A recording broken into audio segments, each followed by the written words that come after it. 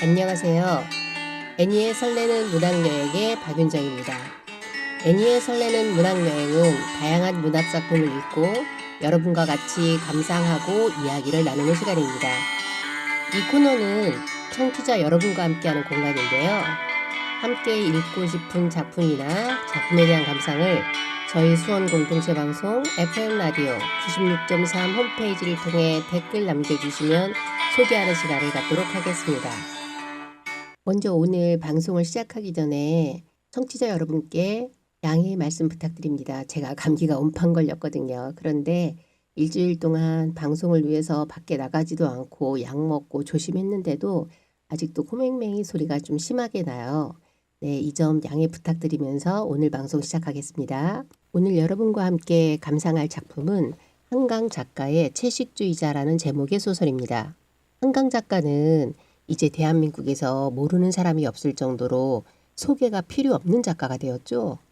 노벨문학상 수상 발표가 났을 때의 흥분과 감동이 아직도 오롯이 남아 있습니다.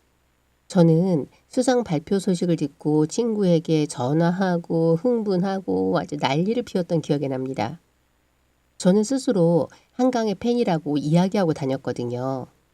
올해 5월 방송에서는 여러분 들으셨는지 모르겠는데 한강에 소년이 온다라는 작품을 감상했는데요. 그때 방송에서도 친구들에게 저는 농담 반 진담 반 우리나라 소설은 한강 이전과 이후로 나눈다는 말을 했다라고 얘기했거든요. 제가 사용하는 인스타그램에 쓴 소년이 온다 후기에서도 한강 작품의 소설이 소설의 기준이 되었다는 말을 쓰기도 했고요. 저의 이런 한강에 대한 애착을 알고 있는 제 친구는 그때 네가 라디오 방송에서 한강 작가의 노벨상 언급을 했어야 했다고 그랬다면 예언자가 될 뻔했다고 아쉬워하기도 했답니다. 헬리먼의 수상 이유도 아주 감동이었는데요. 역사적 트라우마를 시적인 산문으로 표현했다는 말이 한강의 소년이 온다나 이유나온 작별하지 않는다라는 소설의 가장 큰 특징 중에 하나잖아요. 한강 작품을 선정한 헬리먼의 발표는 제가 한강의 소년이 온다를 친구들에게 소개할 때 쓰는 말과 비슷하기도 했어요. 저도 소년이 온다를 읽기 전까지는 광주에서 죽어간 분들에 대해서만 아파했지 살아남은 자의 고통을 들여다보지 못했거든요. 그런데 소년이 온다를 읽으면서 살아남은 자의 아픔에 그 이야기에 책을 읽다가 책을 덮고는 서성이곤 했어요. 그리고 소년이 온다는 그런 트라우마, 즉 아픔을 시적인 문체로 표현한 것이고요. 그런데 작가는 왜 비유와 상징을 사용한 시적인 언어로 문체를 표현했을까요? 여러분은 어떻게 생각하세요?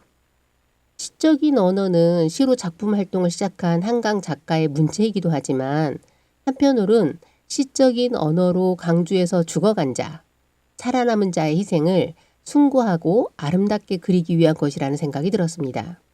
청취자 여러분들은 한강의 노벨상 수상 소식에 어떤 마음이었는지 궁금합니다. 오늘 함께 감상할 채식주의자는 소년이 온다와는 다른 느낌으로 다가옵니다. 특히 2장 몽고반점은 작가가 아닌 작중 인물이 격정적으로 글을 써내려간 느낌? 그런 느낌이었어요. 그래서 전 개인적으로 소년이 온다보다 채식주의자를 이해하는 것이 훨씬 더 어려웠어요. 특히 채식으로 비폭력을 말하던 영애가 상처난 동박새를 쥐고 있는 장면이나 2장에서 형부라는 인물을 어떻게 이해할 것인지에 대한 것, 그리고 3장에서 부모조차 연락을 끊은 동생을 돌보는 언니의 심정을 어떻게 이해할지 고민을 많이 하며 읽었습니다. 그럼 작품 본격적으로 시작하기 전에 크리스토퍼의 목소리로 My Heart 듣고 시작하겠습니다. 채식주의자는 3개의 장으로 이루어져 있습니다. 1장의 소제목이 채식주의자이고 2장이 몽고반점, 3장은 나무불꽃입니다. 먼저 1장 채식주의자는 주인공 영애의 남편의 시선에서 그리고 있고 2장 몽고반점은 영애의 형부의 시선에서 그리고 3장 나무불꽃은 언니 이내의 시선으로 그리고 있어요. 이 작품 전체는 영애의 이야기에 초점이 맞춰져 있지만 작품 전체는 영애의 남편, 영애의 형부, 영애의 언니라는 타인의 시선을 통해 영애를 그리고 있어요. 이렇게 타자화된 시선을 통해 영애의 모습을 객관적으로 들여다보게 해요. 보통 주인공의 심리 묘사를 깊게 하기 위한 방법으로 작가들은 주인공을 1인칭으로 한 시점을 많이 사용하는데요. 한강 작가는 이러한 일반적인 기법을 뒤집고 주인공을 타인의 시선에서 바라보게 하는 방법을 통해 인물을 객관적으로 관찰하고 있어요.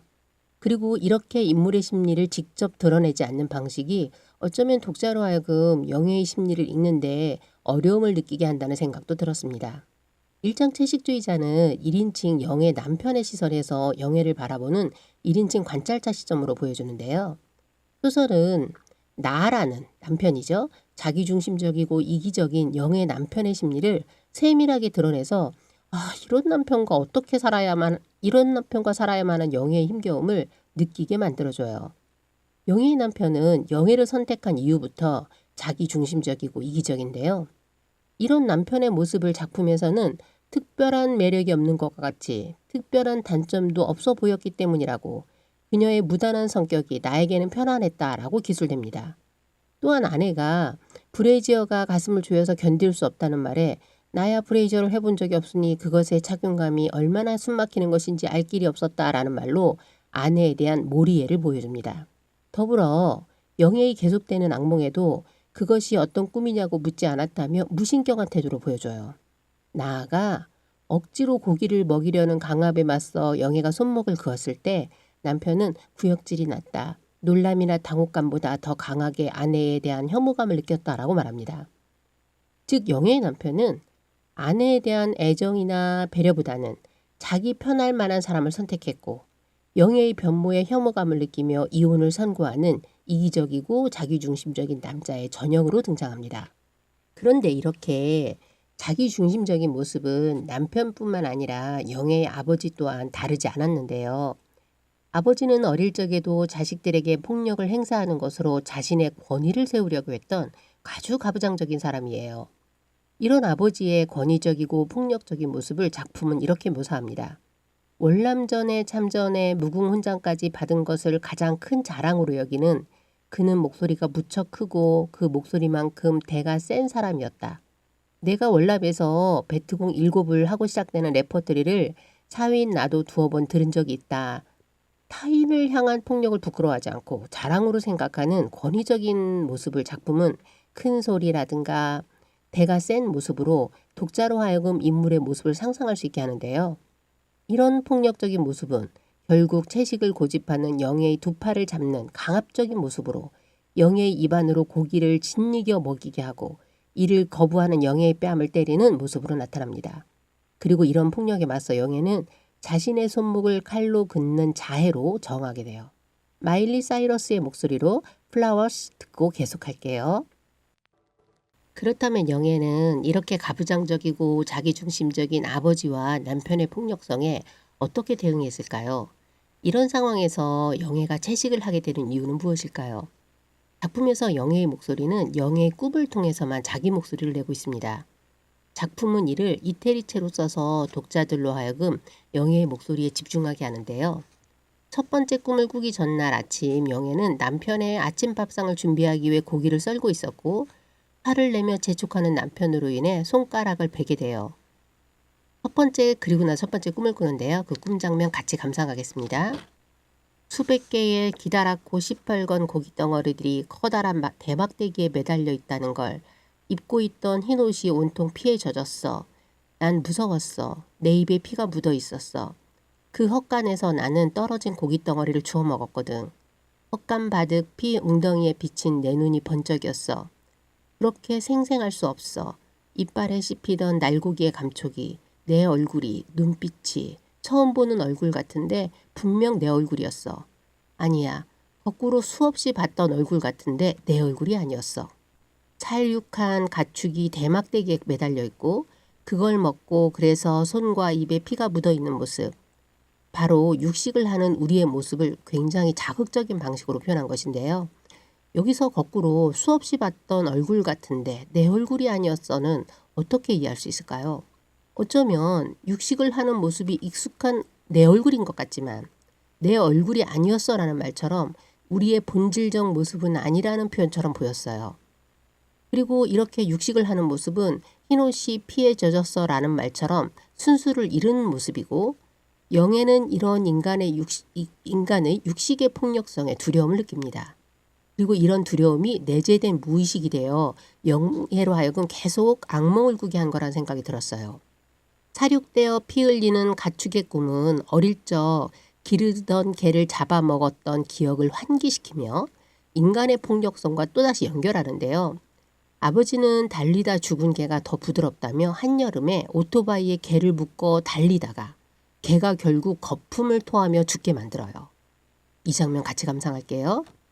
축 늘어진 녀석을 오토바이 뒤에 실은 아버지가 보여 녀석의 눈꺼풀이 열린 핏물이 고인 눈을 나를 보고 있어. 그날 저녁 우리 집에서 잔치가 벌어졌어. 개에 물린 상처가 나으려면 먹어야 한다는 말에 나도 한 입을 떠 먹었지. 들깨 냄새가 다 덮지 못한 누린내가 코를 찔렀어. 국밥 위로 어른거리던 눈. 녀석이 달리며 거품 섞인 피를 토하며 나를 보던 두 눈을 기억해. 아무렇지도 않더군. 정말 아무렇지도 않았어. 영애가 자기 집에서 기르던 개를 먹었던 이 폭력적 기억을 환기하는 장면인데요. 이때 영애가 느꼈던 심리적 갈등과 죄책감이 위로 어른거리던 눈, 피를 토하며 나를 보던 두 눈으로 표현되고 있어요. 또한 누린내가 코를 찔렀어도 이런 육식의 폭력성에 대한 죄책감을 후각적 이미지로 표현한 것이고요. 이런 점에서 아무렇지도 않더군 정말 아무렇지도 않았다라는 것, 이 말은 정말 아무렇지도 않았다가 아니라 또렷이 기억이 날 만큼 그날의 기억이 불편했다라는 것을 반연어적으로 표현한 것이겠죠. 육식이 다른 생명체에 대한 폭력이라는 것을 인식하지 못했던 어른들, 여기에 달리다 숨이 차 개의 목숨이 끊어지게 만든 아버지의 폭력성, 이를 정하지 못하고 받아들였던 기억은 영애에게 상처를 줬어요. 그리고 이런 폭력성이 자신 안에도 내재되어 있다는 것에 영애는 경악해요. 어쩌면 생태계 사슬에서 상위 포식자인 인간의 육식적 욕망은 또 다른 폭력이라는, 다른 생명체에 대한 또 다른 폭력이라는 무의식이 영애로 하여금 채식을 하게 만들었다는 생각이 들었습니다. 이런 인간의 육식적 폭력과 대비적인 것으로 작품은 가슴을 들고 있는데요. 작품에서 영애는 가슴을 드러내고 햇빛을 쬐는 장면이 여러 번 나오는데요. 그렇다면 가슴이 의미하는 것은 무엇인지 작품 속 장면 같이 읽어볼게요. 짐승의 피, 그리고 다시 맹수의 눈, 내 뱃속에서 올라온 것 같은 눈, 떨면서 눈을 뜨면 내 손을 확인해. 내 손톱이 아직 부드러운지, 내 이빨이 아직 온순한지. 내가 믿는 건 가슴뿐이야. 난 내 젖가슴이 좋아. 젖가슴으론 아무것도 죽일 수 없으니까. 손도 발도 이빨도 새치여도 심지어는 시선마저도 무엇이든 죽이고 해칠 수 있는 무기잖아. 꿈에 죽은 짐승의 모습을 영애는 내 뱃속에서 올라온 것 같다라고 말하는데요. 식욕이라는 인간의 욕망이 다른 짐승을 살해한다는 점에서 뱃속은 육식과 폭력의 공간입니다. 더불어 인간의 이빨, 손발, 심지어 새치혀도 폭력의 도구로 변질될 수 있습니다. 이런 인간의 폭력성에 영애가 저항할 수 있는 것은 가슴처럼 비폭력적인 것, 즉 채식일 수밖에 없었다는 생각이 들어요. 그런데 1장 끝에서 영애의 소나기에 목이 눌려있던 포식자에게 뜯긴 듯한 거친 이빨 자국 아래로 붉은 혈흔이 선명한 동박새의 장면은 어떻게 이해할까요? 폭력에 대한 거부로 채식을 고집하던 영애가 동박새를 물어 소나기에 움켜쥐고 있는 것을 어떻게 이해할까요? 작가는 이 동박새를 영애가 죽인 건지 아니면 죽은 동박새를 영애가 움켜쥐고 있는 것인지 자세한 설명을 하지 않고 작품이 끝납니다. 만약 죽은 동박새를 영애가 움켜쥐고 있다면 폭력에 희생된 존재에 대한 안타까움과 연민이겠지요? 그런데 만약 영애가 동박새를 물어서 움켜쥐고 있는 거라면 이것은 어떤 의미일까요? 제가 책을 읽으며 정말 많이 고민했던 부분인데요. 3장에서 내장기관이 다 퇴화한 식물이 되고자 한 영애의 모습과 연결시켜 본다면 채식만으로는 인간의 폭력성에서 벗어날 수 없다는 절망적 표현이라는 생각이 들었습니다. 그래서 3장에서처럼 가장 비폭력적인 존재인 나무가 되는 것만이 폭력에서 벗어날 수 있다고 영애는 생각한 것처럼 보였어요. 뒤에 3장 같이 읽으며 다시 생각해 보겠습니다. 제가 좋아하는 뮤지컬 영화인데요. 영화 레미제라블의 주제곡 Do You Hear the People Sing 듣고 오겠습니다. 2장 몽고 반점은 이 소설 전체에서 가장 센세이션을 불러일으킨 작품이죠. 원래 몽고 반점은 처음 단편 소설로 나와서 이상문학상에서 심사위원 전원 만장일치로 대상을 수상한 작품이에요. 이후 1장의 채식주의자와 3장의 나무불꽃을 써서 하나의 완결된 장편 소설로 만든 거죠. 소설을 읽다 보면 궁금증이 생겨요. 작가는 1장과 3장의 내용을 염두에 두고 몽고반점을 썼을까요? 아니면 몽고반점에 맞게 1장과 3장을 썼을까요? 어느 것이든 조각들을 모아서 하나로 엮어내는 작가의 구성력과 필력이 대단하다는 생각이 듭니다. 몽고반점은 영의 언니의 남편인 형부로 초점화해서 그리고 있는데요. 여기서 형부라는 인물을 어떻게 바라볼 것인가도 참 고민을 많이 했어요. 여기서 형부라는 인물은 꽤나 복합적인 인물인데요. 형부는 속물적이었던 남편과 다르게 나름 현실에 대한 비판적 안목으로 예술성을 추구했던 긍정적 인물이에요. 그런데 아내 이내에게서 영애에게 몽고반점이 있다는 말을 듣고 자신도 컨트롤하기 어려운 감정이 휩싸이게 돼요. 자신과 몽고반점이 있는 영애의 몸에 꽃그림을 그리고 서로 교합하는 장면을 디지털 이미지로 찍고 싶다는 강렬한 욕망인데요. 처음엔 작가로서의 예술적 욕망이 있겠지만 그것은 처제인 영애에 대한 성적 욕망으로 이어지게 되고요. 작품에서 남편이란 인물의 내적 갈등 나오는데요. 이 형부죠. 같이 읽어볼게요. 어떻게 포르노그래피를 명백하게 짝이 없는 포르노그래피를 연출해 찍을 수 있겠는가? 음란물을 제작한 자로 낙인시킬 수 있다는 것. 그의 선택으로 인한 발걸음 한 번에 그가 이뤄온 모든 것을 심지어 가정마저도 이룰 수 있다는 공포를 경험하지 않았어도 좋았을 것이다. 그러면서 어떻게 이 이미지로부터 달아날 수 있을 것인가를 고민하지만 이것만큼 강렬하게 매혹적인 어떤 이미지도 존재하지 않는다고 생각해요. 즉 영애와의 포르노그래피를 찍지 말아야 한다는 금기가 크면 클수록 욕망은 더 확대되는 거죠. 그렇다면 형부라는 인물에게 도대체 몽고반점은 어떤 의미를 갖길래 그렇게 강렬하게 욕망하게 된 걸까요? 이 부분도 같이 감상해 볼게요. 푸른빛 몽고반점, 태화된 모든 사람에게서 사라진 오로지 어린아이의 엉덩이와 등만을 덮고 있는 반점, 오래전 갓난 아들의 엉덩이를 처음 만지며 느꼈던 말랑말랑한 감촉의 희열과 겹쳐져 그녀의 한 번도 보지 못한 엉덩이는 그의 내면에서 투명한 빛을 발한다. 그녀가 고기를 먹지 않는다는 것마저 그 푸른빛과 같은 반점의 이미지와 떼놓을 수 없을 만큼 어울리게 느껴졌다. 여기서 어쩌면 형부라는 인물에게 몽고반점은 이제는 태화된 원시의 모습이고 어린아이의 엉덩이에서만 볼 수 있는 순수의 결정체 같은 것이었다는 생각이 들어요. 그리고 영예의 몽고반점에서 육식의 폭력성이 없는 식물의 비폭력성 같은 것, 다시 말해 원시의 자연이 주는 순수를 느낀 것이라는 생각이 들었어요. 그리고 이런 원시성과 순수성에 대한 갈망은 형부라는 인물로 하여금 처제에 대한 강렬한 성욕을 느끼게 만들어요. 결국 형부는 처제와 자신이 아는 후배에게 모델이 되어줄 것을 부탁하고 둘의 몸에 꽃그림을 그리게 돼요. 성관계를 부탁하는 형부의 요구에 형부의 후배는 이 사람은 뭐예요? 창녀나 그런 사람은 아닌 것 같은데 또 창녀라고 해도 이래도 되는 거예요? 라며 결국 그 자리를 박차고 나가요. 이후 영애와 성관계를 하려는 형부의 요구에 영애는 안 된다고 거절하며 그 이유가 형부의 몸에는 꽃그림이 없다고 말해요. 영애의 말 들어볼게요. 정말 하고 싶었어요. 그 사람 몸에 뒤덮인 꽃이요. 그게 날 못 견디게 했던 거야. 그것뿐이에요. 어쩌면 영애에게 성관계의 대상이 형부의 후배냐 형부냐라는 대상은 중요하지 않았던 거죠. 영애의 몸과 마음을 동요시켰던 것은 상대의 몸에 꽃그림이 있느냐 없느냐였어요. 다시 말해 꽃이라고 상징되는 영애의 자연에 대한 갈증, 즉 녹색 갈증이 결국은 형부와의 성관계를 받아들인 이유가 돼요. 처음 꽃그림을 그리고 나서 영애가 꽃그림을 그리니 꿈을 꾸지 않는다고 꽃그림이 지워지면 다시 그려주면 좋겠다라고 말하는 장면이 있는데요. 어쩌면 자신이 식물, 꽃이나 나무가 되었다고 느꼈을 때 육식의 폭력성에서 벗어났다고 느낀 것이고 이것이 악몽을 꾸지 않게 된 것은 아닌가라는 생각이 들었습니다. 하지만 영예의 몽고반점에서 원시적 순수성을 갈망했던 형부라는 인물도 자연에 대한 갈망으로 성관계를 허락했던 영예에게도 결말은 당연히 비극적일 수밖에 없고요. 영예는 결국 정신병원에 입원하게 되고 형부라는 인물은 언니 이내로부터 떠나게 돼요. 제가 두 번째 장인 몽고반점을 읽으며 형부라는 인물을 어떻게 정의 내려야 할지 형부의 행동을 어떻게 이해할지 이해하기 어려웠다고 말씀드렸는데요. 단순히 예술적 갈망이 성적 갈망으로 이어지고 이것이 파국으로 치닫는 걸로 이해해야 하는지, 영애처럼 원시적 순수의 자연에 대한 갈망으로 이해할지 어려웠습니다. 이런 형부라는 인물의 모습을 3장 나무불꽃에서 영애의 언니인 인의 시선으로 돌아봐도 재미있을 것 같다는 생각이 듭니다. 화사의 목소리로 마리아 듣고 오겠습니다.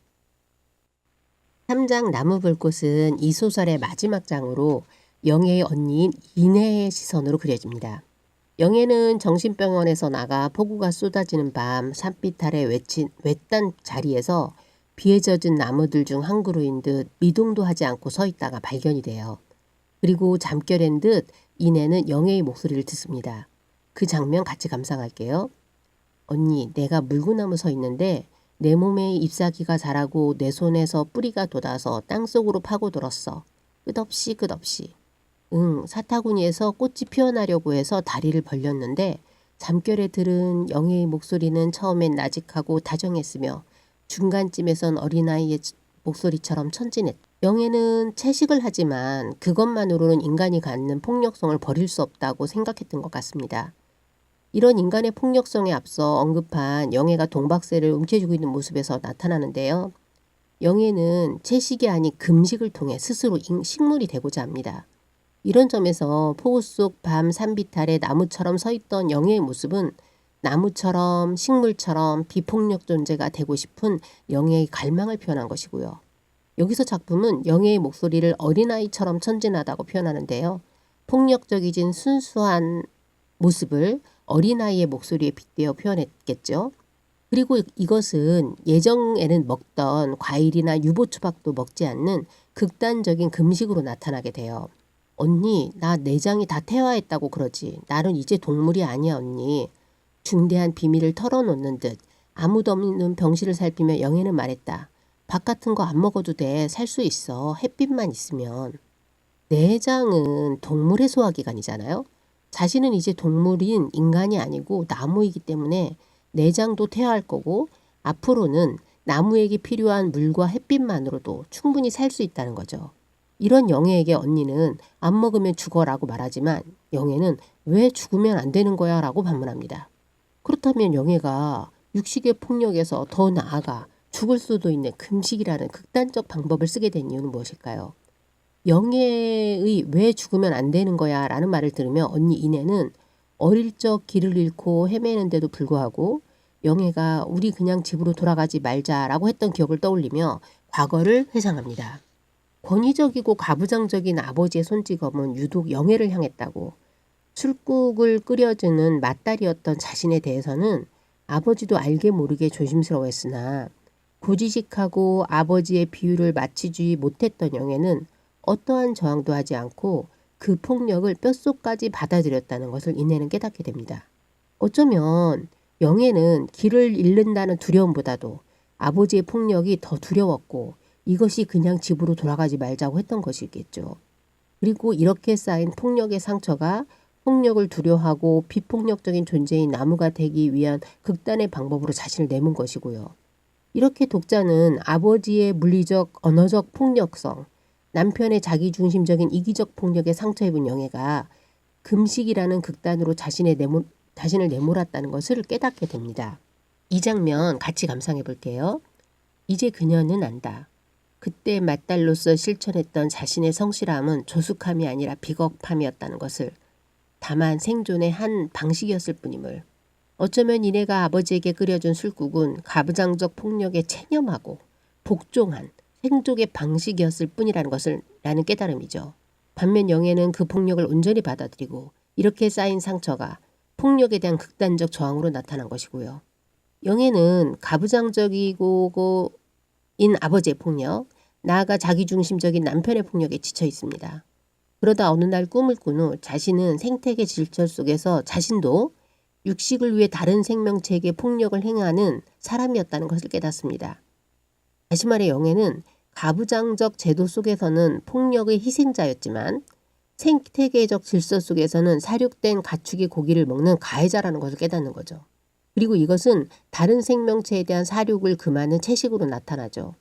하지만 채식을 해도 인간이 갖는 폭력성에서 벗어날 수 없다는 것을 일장에서 물어뜯은 동박새를 쥐고 있는 모습으로 보여줍니다. 그리고 이런 인간의 폭력성에서 벗어날 수 있는 길은 스스로 비폭력적인 존재인 나무가 되는 길밖에 없다 생각하고 금식으로 나아가게 된 것이죠. 요번 여의도 집회에서 나왔던 그리고 20, 30대 MZ세대들이 몸을 막 흔들며 그다음에 응원봉을 흔들며 팔짝팔짝 뛰면서 불었던 노래인데요. 지드래곤의 삐딱하게 듣고 다시 시작할게요. 제가 방송 처음에서 부모도 외면한 영애를, 그것도 자기 남편과 성관계를 한 이미 정신병자가 된 영애를 언니 니네는 어떻게 받아들이고 돌볼 수 있었을까라는 의문을 제기했었잖아요. 작품에서 이내는 고등학교 졸업 후 빈손으로 상경해서 자신의 힘으로 자립의 기반을 마련한 성실하고도 책임감이 강인한 여인입니다. 여기에 4살 차이 나는 영애에 대해서는 언니라기보다는 엄마와 같은 책임감을 갖는 인물이에요. 작품에서는 이를 손이 거칠던 아버지에게 차례로 뺨을 맞던 어린 시절부터 영애는 그녀에게 무한히 보살펴야 할 흡사, 모성애와 같은 책임감을 안겨주는 존재였다라고 말합니다. 즉 두 사람은 아버지의 폭력에 고통받았던 상처의 기억을 같이 공유하고 있는 존재입니다. 그리고 이런 폭력적 가정 환경에서 영애와 이내는 나무처럼 서로 기대고 의지하는 존재였다는 것을 영애의 언니 세상의 나무들은 모두 형제 같아 라는 말로 이해할 수 있습니다. 그런데 작품은 언니와 영애의 과거의 트라우마이 아니라 언니 이내 또한 자기 중심적이고 무심한 남편으로부터 상처받는 존재라는 것을 보여줘 영애와 이내를 동일선상에 올려놓습니다.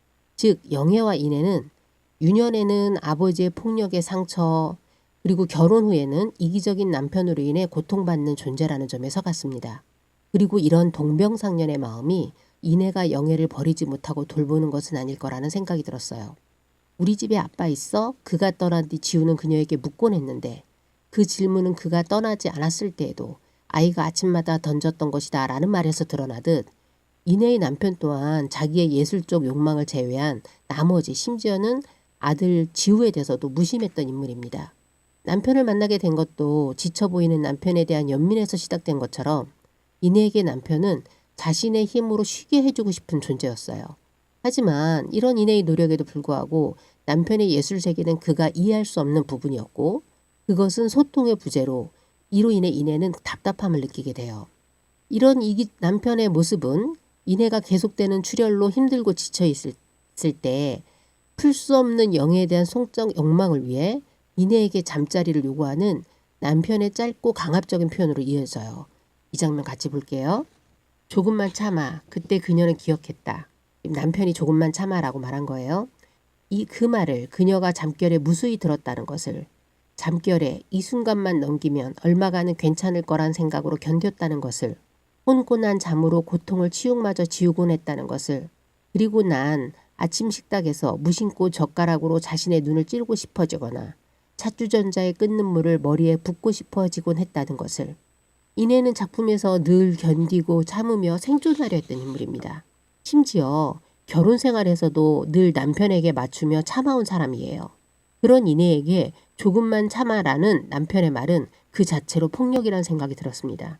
아내인 이내를 배려하지 않고 자신의 성적 욕망의 해소만을 중시하는 이기적 폭력성에 지친 영애의 심리를 작품은 눈을 찌르거나 끓는 물에 머리를 붓고 싶어지게 한다는 말로 이내가 받은 상처와 절망감을 보여줍니다. 그리고 이런 가부장적 질서에 순응하며 살아야 하는 삶에 대해 이내가 느끼는 가슴의 통증과 아픔을 그 집이 점점 자신의 몸을 죄어오는 것 같다라는 말로 묘사합니다. 나아가 정신을 잃은 영애를 보며 지금 그녀가 남모르게 겪고 있는 고통과 불면을 영애는 오래전에 보통의 사람들보다 빠른 속력으로 통과해 거기서 더 앞으로 나아간 것은 아닐까라며 정신을 놓아버린 영애를 이해해주는 모습을 보여줍니다. 저는 3장 나무불꽃을 읽으며 과거에서 현재까지 계속되는 영애와 이내의 동병상련의 상처가 이내로 하여금 영애를 끝내 버리지 못하고 돌보게 한 것이란 생각이 들었습니다. 콜드플레이 목소리로 비발라 비다 듣고 올게요. 한강의 작품은 비극적이면서도 희망적입니다. 채식주의자 또한 그럼 우리 인간은 본질적으로 폭력적이고 이걸 벗어날 길은 죽음밖에 없는 걸까라는 정말 절망을 갖게 하는데요. 하지만 한강은 그럼에도 불구하고 견디며 살아야 한다는 메시지를 전해줍니다. 이내는 자기만의 세계에 빠져 사는 남편과의 가정생활, 그리고 하열이 계속되는 어느 날 새벽 자살을 생각하며 박명의 새벽산에 오른 기억을 떠올립니다. 이 장면 같이 감상할게요. 그 모습을 지우려고 고개를 흔들면 어째서인지 한낮에 여름 나무들이 마치 초록빛의 커다란 불꽃처럼 그녀의 눈앞에 어른거린다. 그녀는 알 수 없다. 그것들의 물결이 대체 무엇을 말하려 하는지. 그 새벽 좁다란 산길의 끝에서 그녀가 보았던 박명 속에서 일제히 푸른 불길처럼 일어서던 나무들은 무슨 말을 하고 있었는지. 그것은 결코 따뜻한 말이 아니었다. 위안을 주며 그녀를 일으키는 말도 아니었다. 오히려 무자비한, 무서울 만큼 서늘한 생명의 말이었다. 어디를 둘러보아도 그녀는 자신의 목숨을 받아줄 나무를 찾아낼 수 없었다. 마치 살아있는 거대한 짐승처럼 완강하고 삼엄하게 온몸을 버티고 서 있을 뿐이었다. 나무에 목을 매기 위해 산을 올랐지만 어떤 나무도 이내의 죽음을 받아들여주지 않습니다. 그리고 푸른 불길처럼 일어서던 나무들은 위로와 위안의 말이 아닌 생명의 말을 합니다. 그 말은 너무 무섭고 서늘할 만큼 차가운 말인데요. 그 말은 나무들처럼 완강하고 삼엄하게 온몸을 버티라는 것, 다시 말해 살아 견디라는 말이었다고 말합니다. 이런 점에서 초록빛의 커다란 불꽃은 나무의 생명의 불꽃입니다. 결국 이내는 살아 견디라는 말에 자살을 포기하고 돌아와요. 그리고 지우를 보며 자신이 그런 무책임한 생각을 했다는 것에 놀라요. 정신병원에서 영애를 퇴원시켜 돌아가는 구급차 안에서 이내는 영애에게 말합니다. 이것은 꿈일지 몰라. 꿈속에선 꿈의 전부인 것 같잖아. 하지만 깨고 나면 그게 전부가 아니란 걸 그러니까 언젠가 우리가 깨어나면 그때는 라고 시작하는 이 말은 이런 시련과 고통도 잠시 꿈일 뿐이고 언젠가 시간이 지나면 우린 또 우리의 삶을 살아야 한다는 의미라고 해석합니다. 이어 작품은 활활 타오르는 도로변의 나무들, 무수한 짐승들처럼 몸을 일으켜 일렁이는 초록빛의 불꽃을 쏘아본다라며 소설이 끝납니다. 제목인 나무 불꽃의 상징성을 짐작하게 하는 살아있는 짐승 같은 짙은 초록으로 활활 타오르는 나무 불꽃은 생명력 그 자체를 상징합니다. 아프고 힘들어도 투정하지 않고 자기 삶을 내려놓지 않고 그 자리에서 묵묵히 살아 견디는 나무처럼 우리도 그렇게 견뎌야 한다는 것을 작가는 작품 말미에 배치하는 방식을 통해 절망 속에서 건져 올린 희망을 이야기합니다. 지금 이 방송을 듣고 계신 청취자 여러분들도 누군가는 행복하고 누군가는 아프고 누군가는 외롭고 누군가는 분노하기도 하겠죠. 우리 삶의 모습이 이렇게 다양하듯 우리의 일생도 이렇게 다양한 삶의 모습이 점과 점이 모인 것처럼 이어진 거란 생각이 듭니다. 하지만 어떤 경우에도 생명 있는 존재로 태어난 우리는 생명력 가득한 나무 불꽃처럼 묵묵히 살아야 가야 한다는 생각이 들었습니다. 오늘도 청취해 주셔서 감사합니다. 마지막으로 엔니오 모레코네의 가브리엘의 오보에 들으며 이 시간 끝마치겠습니다. 여기까지 애니의 설레는 문학여행이었습니다.